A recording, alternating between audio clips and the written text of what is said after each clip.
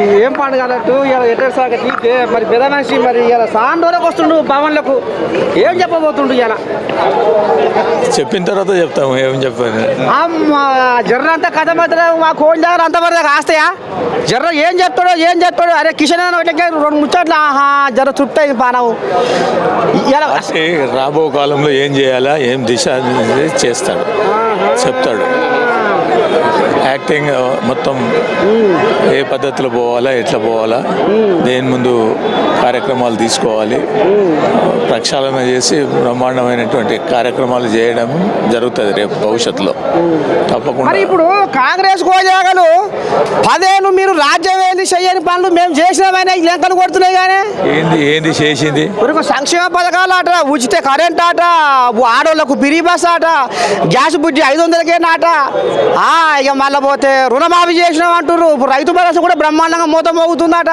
నా ఊరికి రా నేను చూపిస్తా ఏమైంది ఎవరికి ఇచ్చిండ్రు ఏమైంది ఎవరికైనా ఏమైనా చేసిండ్రా ఎన్నడైనా చేసిండ్రా అన్ని అబద్ధాల కోరు అబద్ధాల మాటలు ప్రజలను మోసం చేసి కాంగ్రెస్ ప్రభుత్వం రావడం జరిగింది. ఇప్పటికీ అదే మోసం చేస్తూ ఉన్నారు. మోసం రేపు భవిష్యత్తులో కూడా అదే పద్ధతిలో ఉంటారు కాబట్టి చెల్లని కాసులు అయిపోయినాయి అవి. ఇక మరి కథ సంగతి సార్ మరి ఇలా ఏం చెప్పదలుచుకున్నావు ఇవాళ మరి ఈ పండుగ సంగతి ఏంది ఈ పబ్బం సంగతి ఏంది మరి పెద్ద మనిషి ఇన్నాళ్లకు పులి బయటకు వస్తుంది అనేది మరి గుసగుస వినపడుతుంది కానీ దెబ్బ కొడితే మామూలుగా ఉండదు అనేది మరి అటు బీజేపీ వాళ్ళకా ఇటు కాంగ్రెస్ వాళ్ళకా దెబ్బ ఎవరికది దెబ్బ రెండు అన్ని రాజకీయ పార్టీలకి ఇలా ప్రజా వ్యతిరేకంగా ఉన్నటువంటి అన్ని పార్టీలకు కేసీఆర్ గారు అంటే దెబ్బనే. ఎందుకంటే కేసీఆర్ గారు మొదటి నుండి కూడా తెలంగాణ ప్రజల కోసం నిలబడి పోరాడినటువంటి వ్యక్తి, రాజీ లేని పోరాటం చేసినటువంటి వ్యక్తి. తెలంగాణ రాదని అందరూ చేతులెత్తేసినాక తెలంగాణ సాధ్యమవుతుందని సావు అంచులకు కూడా పోయి తెలంగాణ సాధించినటువంటి వ్యక్తి. కాబట్టి కేసీఆర్కు ఉండేటువంటి ప్రత్యేకత డెఫినెట్గా ఇలా తెలంగాణ సమాజంలోనే కేసీఆర్ను సరితూగేటువంటి ఒక వ్యక్తి లేడు.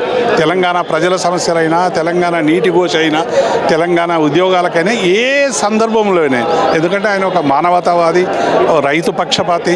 కాబట్టి డెఫినెట్గా కేసీఆర్ అంటే అన్ని పార్టీలకు ప్రకంపనలే, కానీ ప్రజలకు ప్రేమ. ప్రజలు తమ పక్షం ఉండాలని కోరుకుంటున్నటువంటి ప్రజలందరినీ కూడా చూస్తూ ఉన్నాం. నిన్న మొక్కలు నాటినందుకు ఒక టీచర్ను సస్పెన్షన్ చేశారు కేసీఆర్.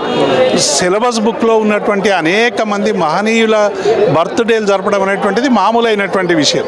ఇవాళ కేసీఆర్ గారు తెలంగాణ సాధించిన వ్యక్తి, గొప్ప వ్యక్తి, 4 కోట్ల ప్రజల గొంతుల్లో ఉన్నటువంటి మనిషి, 10 దశాబ్ద కాలం ఒక అద్భుతమైనటువంటి తెలంగాణ ఆకాంక్షలను ఆవిష్కరించినటువంటి వ్యక్తి.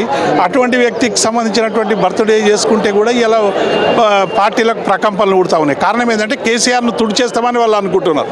కానీ కేసీఆర్ గారి జన్మదినం నాడు పెద్ద ఎత్తున కూడా ప్రకంపనలు వచ్చినాయి. కాబట్టి డెఫినెట్గా ఇవాళ మనం అందరం కూడా డెఫినెట్గా దీన్ని ఒక పండుగలాగా జరుపుకునేటువంటి అవకాశం.